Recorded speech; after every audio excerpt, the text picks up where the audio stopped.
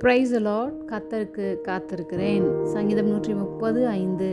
கர்த்தருக்கு காத்திருக்கிறேன், என் ஆத்துமா காத்திருக்கிறது, அவருடைய வார்த்தையை நம்பியிருக்கிறேன். வாழ்க்கையில் நாம் பல காரியங்களுக்காக காத்திருப்பதுண்டு. சரியான நேரத்திற்காக, சிரமப்படுகின்ற காரியங்கள் முடிவடைவதற்காக, பிரச்சனைகள் தீர்வதற்காக, வாழ்க்கை எப்பொழுதும் சமாதானமாக இருப்பதற்காக நம்பிக்கையோடு காத்திருப்போம். இன்னும் சிலர் தேர்வு முடிவுகளை, வேலை, பதவியுயர்வு என வெற்றிக்காக காத்திருப்பார்கள். தேவ பிள்ளைகள் தேவனுடைய நேரத்திற்காக, வழிநடத்துதலுக்காக அவர் கொடுத்த வாக்குத்தத்தத்தை நம்பி அவருக்காக காத்திருப்பார்கள். நாம் காத்திருப்பது தேவனுடைய சித்தம் நம்முடைய வாழ்க்கையில் நிறைவேற வேண்டும் என்பதற்காகவும், நல்ல ஒரு மாற்றம் ஏற்பட வேண்டும் என எதிர்பார்த்து கொண்டிருக்கிறோம்.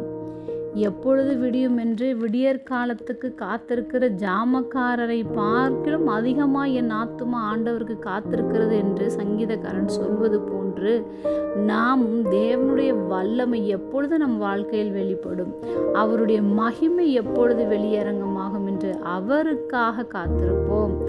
அவர் நம்மை கைவிடவும் மாட்டார், கலங்கவிடவும் மாட்டார், ஏமாற்றவும் மாட்டார்.